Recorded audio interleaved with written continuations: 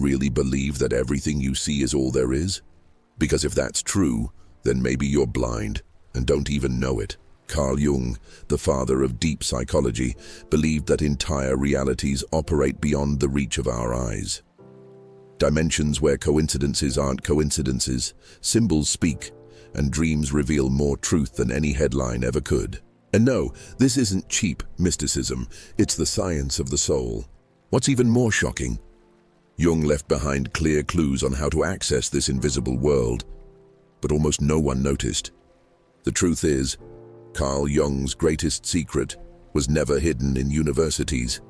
It's hidden in the little signs you've been ignoring, in that shiver you can't explain, in the strange feeling of, I've seen this before, in the symbol that keeps showing up in your life. What if I told you it's not random? That it's the universe whispering what your soul already knows? This is the language of the fourth dimension, where time bends, the conscious mind dissolves, and the collective unconscious reveals truths your logical mind can't grasp. In this video, you'll discover why Jung believed the invisible is more real than the visible. You'll learn how to awaken your inner eye, recognize synchronicities, interpret archetypes, and pierce the veil of everyday illusion. But watch until the end only if you're truly ready to see beyond, because once you see this, there's no unseeing it. Carl Jung didn't see the human mind as a loose cluster of random thoughts.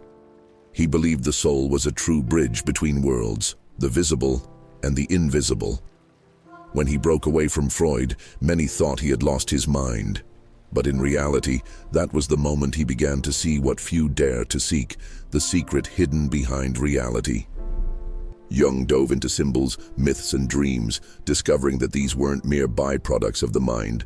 They were encoded messages from what he called the collective unconscious. And this wasn't just theory, he lived it.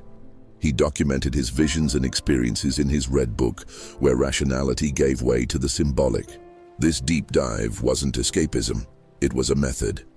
Jung believed that by decoding the symbols that appear in our dreams and fears, we begin to translate a hidden language the universe uses to communicate. And this isn't baseless mysticism. This idea was the backbone of his boldest studies and still serves as a compass for those who sense there's something more beyond logic. Maybe that's why when you encounter certain symbols, a serpent, a mirror, a tree, something stirs inside you. It's the collective unconscious nudging you, reminding you that you're more than flesh, routine, and bills. Jung accessed this not through formulas, but through surrender. And when he began to see beyond the rational mind, he opened the door to something that would transform not just psychology, but the very way we perceive reality. And this is where a new code begins to reveal itself. A code that connects the visible with the invisible through patterns he called. Carl Jung didn't believe the universe was silent. To him, the cosmos speaks, and it speaks loudly, just in a language that few know how to understand. This language shows up in synchronicities, which aren't just coincidences, but events connected by hidden meaning rather than cause and effect. You know those moments when you think about someone and they call you seconds later? Or when a question keeps nagging at you and the answer suddenly appears in a random line from a book or a casual conversation on the bus. Jung saw these as the universe winking at you, literally. It was the collective unconscious expressing itself through synchronized events. These moments, what most people call coincidences, are really tiny cracks in the wall of logic. And through those cracks, light gets in. Jung believed these occurrences were symbolic invitations for us to glimpse the secret behind physical reality. The fascinating part: the more you pay attention to these signs, the more they start to appear. It's as if the universe is testing your awareness, your connection. A simple exercise. Start writing down the synchronicities you notice throughout your day. It might seem silly at first, but soon you'll begin to notice patterns, and those patterns will start to guide you. Not with absolute certainty, but with clues, with breadcrumbs. Jung experienced this countless times. One of the most famous cases happened when he was treating a highly rational patient who had dreamed of a golden scarab. As she was recounting the dream, a very similar beetle tapped at the window of his office, a rare occurrence in that region.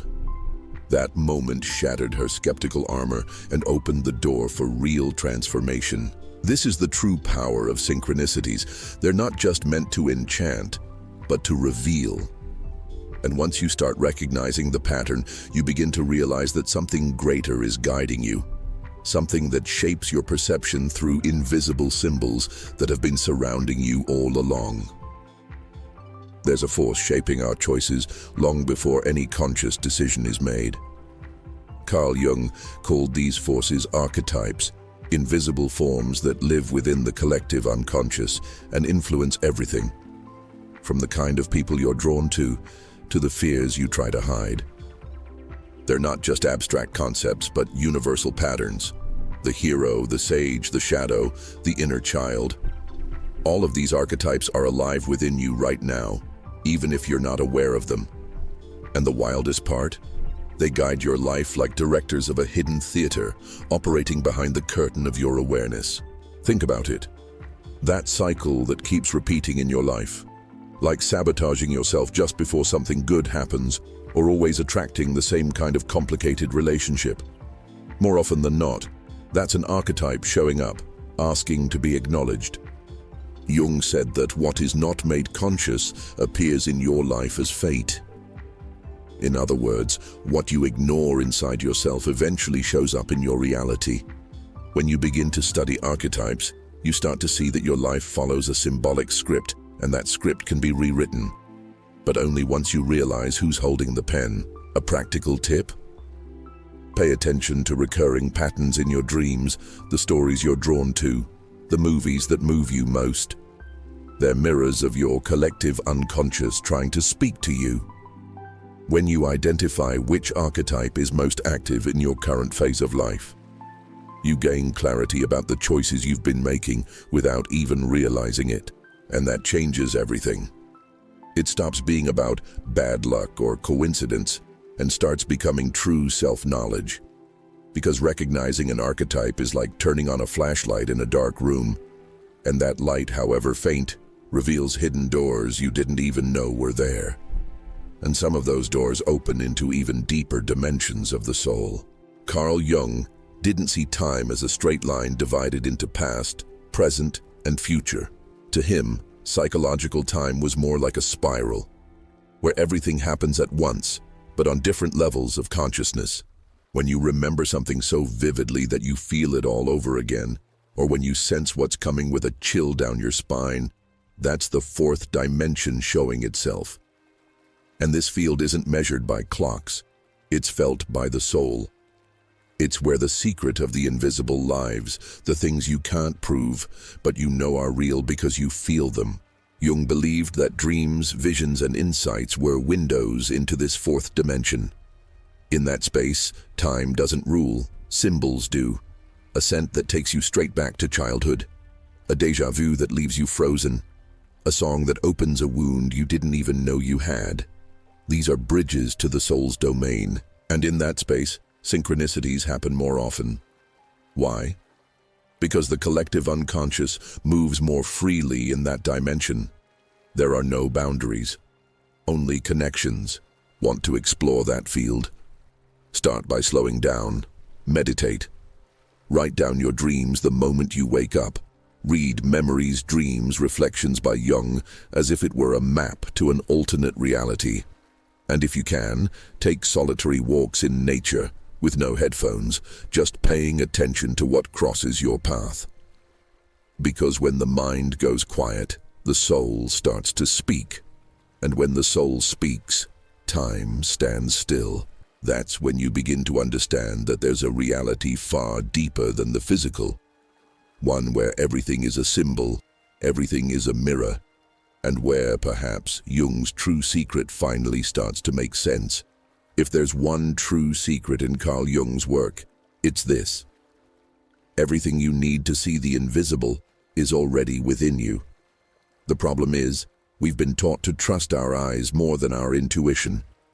Jung called this inner capacity the inner eye, the ability to perceive the world beyond the obvious, beyond appearances. And the truth is, he never taught this as a mystical formula. He pointed to something real, practical, and accessible. The key is to quiet the external noise and cultivate presence. Because when you allow yourself to be fully in a moment, the veils begin to fall. This inner eye isn't just a poetic metaphor. It reveals itself when you begin to interpret your dreams, when you notice the hidden symbols in everyday conversations, when you read a line and feel as if the universe is speaking directly to you. It's a kind of vision that doesn't need external light because it shines from within. And Jung believed that the more you activate this perception, the deeper you access the layers of the collective unconscious, where archetypes dwell, where synchronicities dance, and where the soul finds meaning even in the midst of chaos. And don't think this is something reserved for monks or enlightened masters. This access is available to anyone willing to look more closely. Start with simple questions. What is this trying to show me? Why does this symbol keep appearing in my life?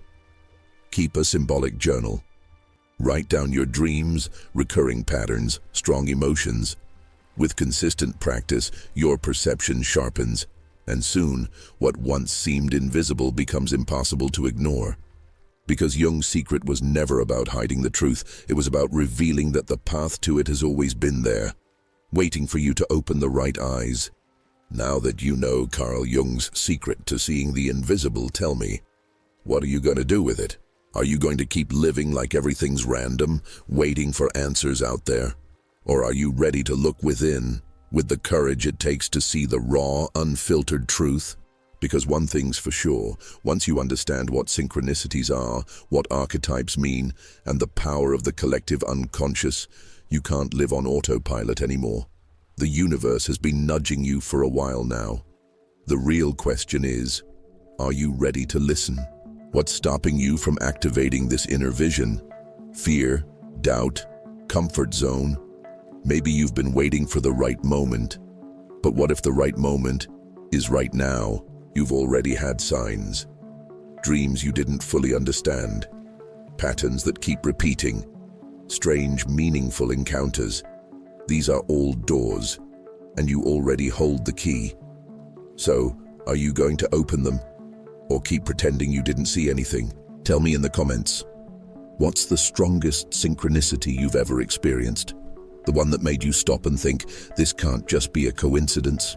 And hey, if this video sparked something inside you, if it resonated with your soul, then you know what to do.